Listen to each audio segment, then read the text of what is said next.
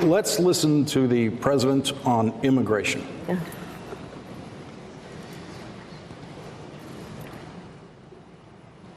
Is full. We don't want people coming up here. Our country is full. We want Mexico to stop. We want all of them to stop. Our country is packed to the gills. We don't want them coming up. Where would you be today if this government told your immigrant parents that this country is full? Not only me, Lawrence, you and probably most of this audience wouldn't be here. Let's be clear. Let's be clear. This is a nation founded by immigrants. Unless, you know, your history is of your ancestors being kidnapped and brought over on a slave ship, unless you are Native American, your people are immigrants.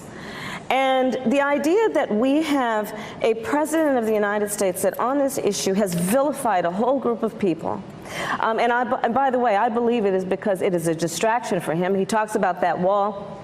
He wants everyone to be preoccupied with his multi-billion-dollar vanity project. And it's because he's not dealing with the real issues impacting people in our country, like the fact that almost half of American families can't afford a $400 unexpected expense. And on the issue of immigration, he has also defied who we are morally and who we say we are to the world. We have always presented ourselves as being a nation of strength with strong arms, that when people are fleeing harm, we will embrace them. But look at what has happened with this administration. There are children who are fleeing murder capitals of the world.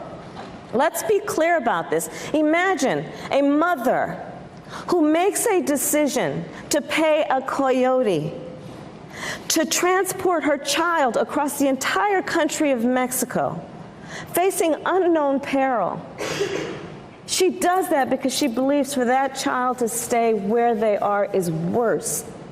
But what does this president do? He virtually looks at those children and says, go back to where you came from. What do we have in this president? A policy that was about taking children, separating them from their parents, and calling it border security. No, that was a human rights abuse being committed by the United States government, and it is against the morals and the values of who we are as a nation. Thanks for checking out our YouTube channel. Subscribe by clicking on the button below for more from The Last Word and the rest of MSNBC.